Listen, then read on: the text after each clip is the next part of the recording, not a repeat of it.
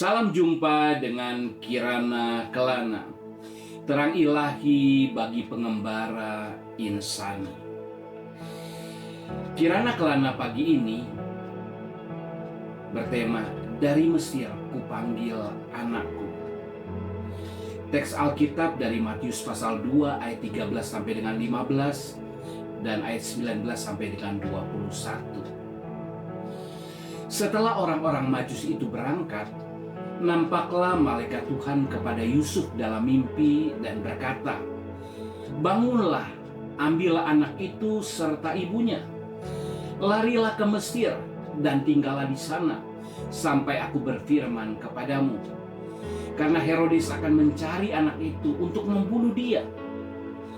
Maka Yusuf pun bangunlah, diambilnya anak itu serta ibunya malam itu juga, lalu menyingkir ke Mesir dan tinggal di sana hingga Herodes mati. Hal itu terjadi supaya genaplah yang difirmankan Tuhan oleh Nabi, "Dari Mesir kupanggil anakku." Setelah Herodes mati, nampaklah malaikat Tuhan kepada Yusuf dalam mimpi di Mesir, katanya, "Bangunlah, ambillah anak itu serta ibunya dan berangkatlah ke tanah Israel, karena mereka yang hendak membunuh anak itu sudah mati." Lalu Yusuf pun bangunlah, diambilnya anak itu serta ibunya dan pergi ke tanah Israel. Yusuf kembali mendapat mimpi. Pertama, untuk membawa Yesus dan Maria lari ke Mesir, karena Herodes akan mencari Yesus untuk membunuhnya. Kemudian mimpi berikutnya setelah kematian Herodes, untuk membawa kembali Yesus dan Maria kembali dari Mesir ke tanah Israel. Kita dapat melihat kisah ini dari beberapa sudut pandang, seperti dari sudut pandang Yusuf dan Maria. Ini tentu kembali menjadi ujian yang berat bagi mereka. Dulu mereka dari Nazaret harus ke Betlehem, dan kini mengapa mereka harus menyingkir ke Mesir? Bukankah Mesir tempat perbudakan nenek moyang mereka? Bukankah Mesir mereka adalah penyembah berhala? Dan bukankah di Mesir inilah Mesir membunuh anak-anak Israel saat itu? Mengapa kesulitan terus saja terjadi, padahal anak ini dinubuatkan untuk menjadi juru selamat? Atau justru ini menjadi contoh dari ketaatan mereka dan jadi penghiburan bagi mereka yang taat? Yusuf dan Maria dikatakan firman Allah di atas segera taat untuk pergi ke Mesir malam itu juga. Dan di tengah segala pergumulan mereka, nyatalah penyertaan dan penyediaan Allah bagi mereka. Mereka mengerti sekarang salah satu alasan lain mengapa orang Majus datang dan membawa persembahan yang sangat berharga adalah untuk mensupport perjalanan panjang mereka ke luar negeri. Dan itu semua adalah pengaturan Allah. Atau sudut pandang lain, bagi umat Allah, orang Israel, bagaimana umat Allah ini justru seolah tidak peduli akan kedatangan Mesias. Nyatanya dari mereka begitu sedikit perhatian atas kelahirannya. Maka Allah sedang menunjukkan bahwa anugerah yang tidak diterima itu dialihkan kepada bangsa lain, bahkan bangsa Mesir yang dianggap musuh oleh orang Israel. Sebuah templakan yang begitu keras bagi mereka. Namun lain lagi bagi Matius, penulis kitab ini, kepergian dan kembalinya Yesus ke dan dari Mesir dikaitkan dengan firman Tuhan yang disampaikan oleh Nabi Hosea. "Ketika Israel masih muda, kukasihi dia, dan dari Mesir kupanggil anakku itu." Oleh Matius, Mesias di sini jelas disandingkan dan atau dibandingkan dengan Israel. Bagaimana Allah mengasihi Yesus yang adalah putranya. Demikian juga dengan Israel sebagai anak kekasih Allah. Mereka jelas memiliki sebuah kesamaan, yaitu anak yang dikasihi. Karena kasih Allah kepada anaknya, dipanggilnya dari Mesir kepada tanah perjanjian, dari kegelapan kepada terang, dari kemiskinan kepada kelimpahan, dari perbudakan kepada kemerdekaan, bahkan dari kematian kepada kehidupan. Demikianlah kasih Allah untuk menjadi juru selamat umatnya.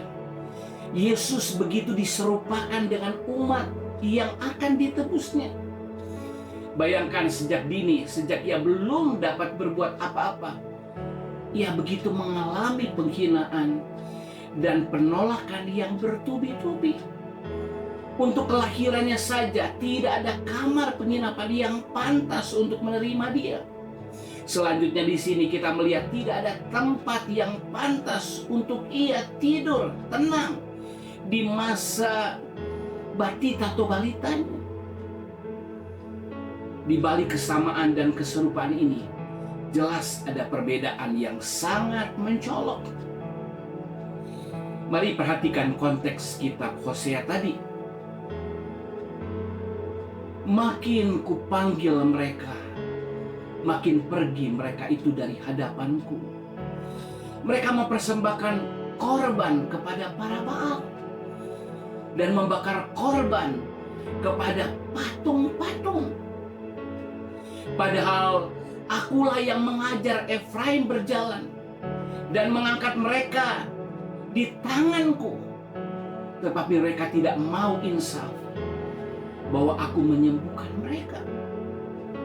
Aku menarik mereka dengan tali kesetiaan, dengan ikatan kasih. Bagi mereka aku seperti orang yang mengangkat kuk dari tulang rahang mereka. Aku membungkuk kepada mereka untuk memberi mereka makan. Mereka harus kembali ke tanah Mesir dan Asyur akan menjadi raja mereka, sebab mereka menolak untuk bertobat. Perbedaannya jelas, begitu mencolok. Israel semakin dipanggil, malah semakin berpaling kepada para berhala. Semakin kasih dan kesetiaan Allah dinyatakan, namun mereka tetap tidak mau bertobat. Kontras di atas untuk menunjukkan perbedaan manusia perjanjian lama di dalam Adam dan manusia perjanjian baru di dalam Yesus.